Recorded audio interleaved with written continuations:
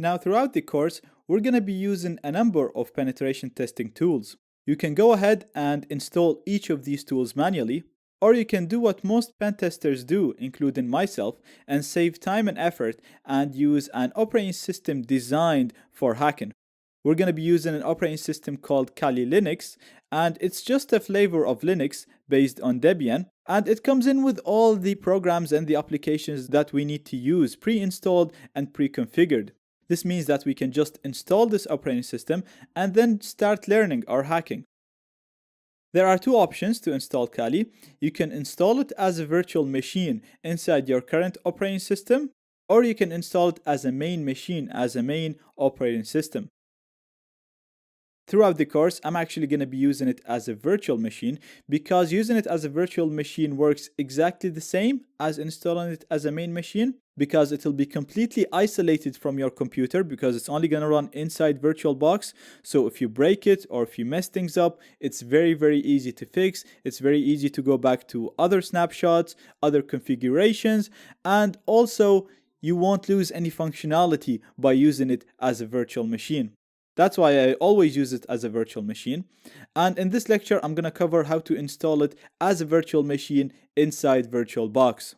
Now, I'm going to be doing the steps on a Mac OS X computer, but these steps are exactly the same regardless of what operating system you use. So if you're on Windows or on Linux, you just have to download the VirtualBox version of your computer, and then the steps shown in this lecture are exactly the same after installing VirtualBox. So I'm going to include the download link in the resources of this lecture, and I have it already opened in here. All you have to do is just scroll down. Make sure you click on the Kali Linux VirtualBox images, not on the VMware, and then download the version of Kali that's compatible with your system. So if you have a 64-bit computer, download the 64 bits. If you have the 32 bits, download the 32 bits. Now, one click on this will start the download for you. If you're using Internet Explorer or Edge browser, then you're going to have to right-click and save target as.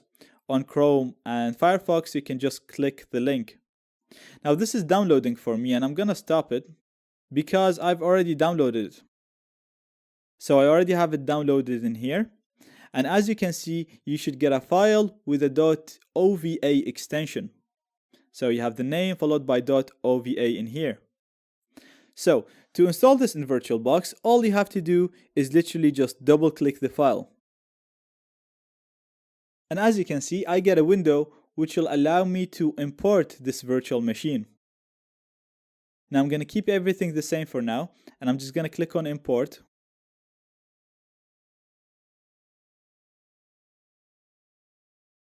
Now that's it, the virtual machine is ready to be used. Now before I start it, I want to show you how to modify some of its settings. So we're going to click on it. Then we're going to click on the settings in here. And the first thing that I'm going to do, I'm going to go to System. And I'm going to modify the amount of RAM it has. Now, depending on how much total RAM you have on your computer, you can leave this at 2 if you want. But 1 GB is enough for Kali. I usually leave it at 2 because I have 16 gigs of RAM, but if you have less, 1 GB is enough for it.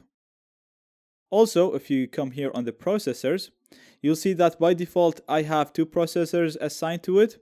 Again, I have 8 CPUs, so 2 is not going to cause too much pressure on my computer. If you have less, 1 CPU is enough for Kali. Now, we're going to go to the network settings. And we're going to set this to use a NAT network.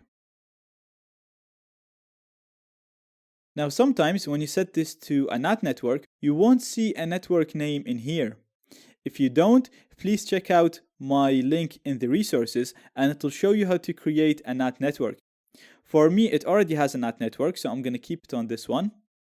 And what this setting basically does is it's going to create a virtual network where my host machine, which is my Mac OS X computer in here, is going to be the router for this network, and then all the virtual machines are going to be clients connected to this network.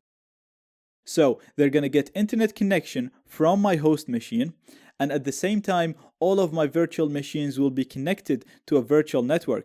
This is very handy because my virtual machines will be able to communicate with each other. We can use one of them to hack into the other. We can use it to test network attacks and much more. So it'll first allow my virtual machines to have internet connection. It'll also allow them to communicate with each other. And it'll do all of this through a virtual network. It will not use any of your wireless adapters or any of your wireless cards. It will create a virtual Ethernet network. So as far as the virtual machine is concerned, they're going to think that they're connected to a network through a wire. So that's it. I'm done with my settings right now, and I'm going to click on OK. And we can start our virtual machine. Now to start it, all we have to do is just click on the start button in here. Now I'm going to click inside the virtual machine and hit enter.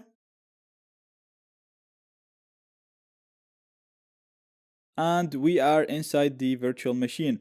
Now if you followed everything that I did so far, started Kali and got stuck at a black screen, so if you did not get the screen that I have right now, then don't worry about that. This is a common issue, and I've included a link in the resources of this lecture that shows how to fix this issue. You can access the resources of this lecture or any lecture by clicking on the resources icon on the top left of the player. If you follow all of the steps shown in the link and you're still stuck at this issue, or if you're getting a different issue, then please post this issue in the Q&A section and we'll respond to you within 15 hours and help you to fix this issue. Now it's asking us for the username, and the default username is root, so ROOT. And then it's asking us for the password, and the default password is the reverse of that, which is TOOR.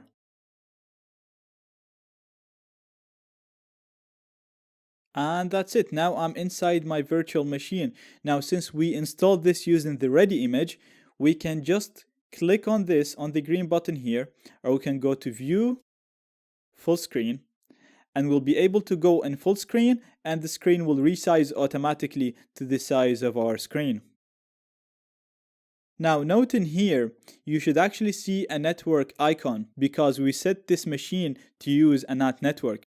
Since we don't have a network icon, this means that this machine didn't get connected to the NAT network. So if I open my browser in here, you'll see that it's not connected to the internet. To fix this issue, we're just going to go all the way to the top. This is going to display our menus. We're going to go to Devices, Network, and we're going to click on Connect Network Adapter. You only have to do this once, and then the virtual machine will automatically connect to the NAT network. Now once you do this, if you give it a few seconds, you see that I have a network icon appearing in here. And if I click it, you'll see it looks like I'm connected to a wired network. As you can see in here, it says wired connected. So Kali thinks it's connected to a wired network. Now if I just click try again in my browser, you'll see that I have internet access. So that's it. That shows how to install Kali Linux as a virtual machine.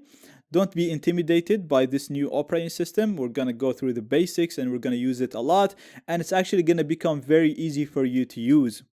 Also, like I said, you won't lose any functionality when you install Kali Linux as a virtual machine. It's actually better to install it as a virtual machine because it's completely isolated from your computer and it'll be very easy to fix if things go wrong. Keep in mind, installing this on different hardware and different computers might show you some errors and some issues. So please, if you have any errors, just add them in the discussions and I'll help you resolve them.